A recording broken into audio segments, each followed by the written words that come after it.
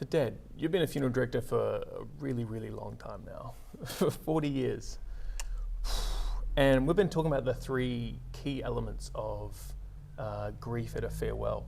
Can you talk about the kinesthetic elements? Yes, so I talked about the visual, the auditory, and now the kinesthetic. Those three elements are the things we live by, and therefore we need to grieve by. So if you chop pieces out, often that grief actually becomes difficult grief. So good grief, I believe, has to have those elements of living.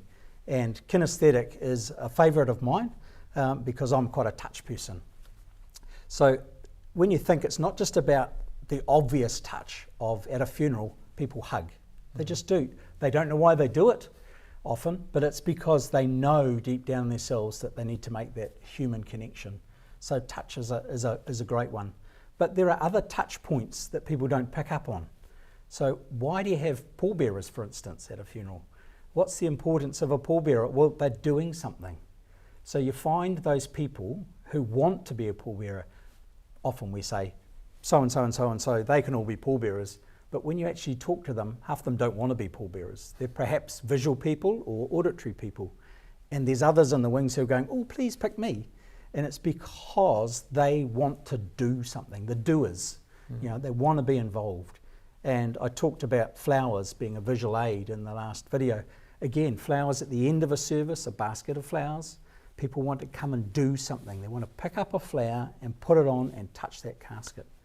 And it's that doing. Not everyone will do it. We actually notice probably only half of people there will actually want to physically do it. Others don't want to. And that's fine.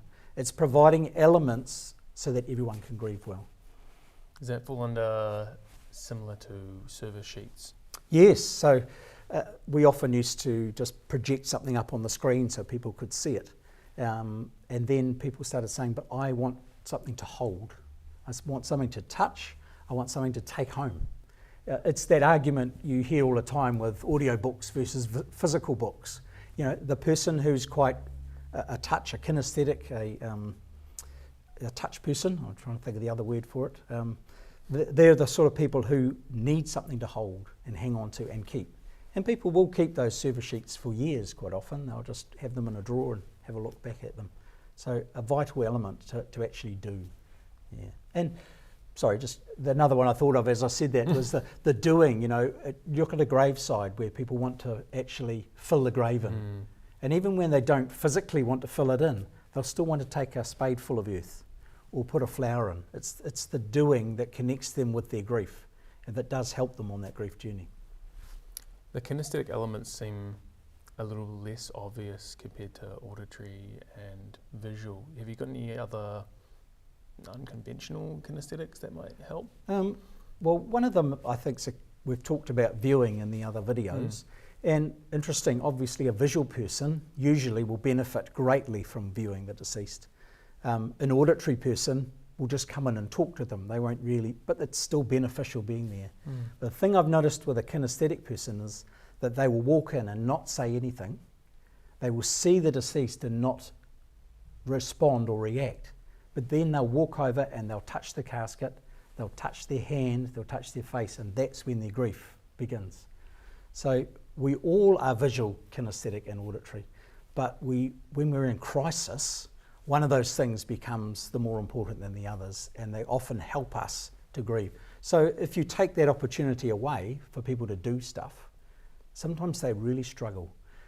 We see it with little private gatherings at our crematorium. The family say, no, just have the casket there. We don't want to carry in. No, we don't want to write any messages. We don't want to paint anything on the casket. No, we don't want anyone to put any flowers on. You've just taken away all their chance to grieve in a healthy way for those touch people. The visual people, it might be fine, but the touch people, it's not. So a little bit of everything helps in that grief journey. Would also having little possessions of the loved one as well, being able to touch them, grab them. Yep, because I'm kinesthetic, I love to have little elements. I went to a funeral a little while ago of a lady who used to babysit some of you guys, and she always used to drive this little yellow 240Z, I think it was. It's a cool little car. So I found a Matchbox car in the shop, and when I went up and gave my tribute, I put it on the casket because that was my connection, not just visually and auditory because I was speaking, but kinesthetically I was able to do something.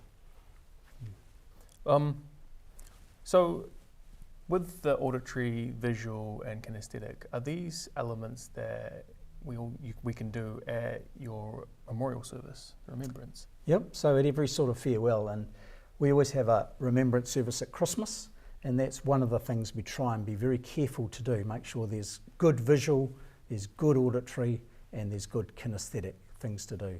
So I'm going to talk about how we're going to incorporate those in the next video, and it's something that I think anyone can incorporate in any service, and it gives some really good examples of how to do that.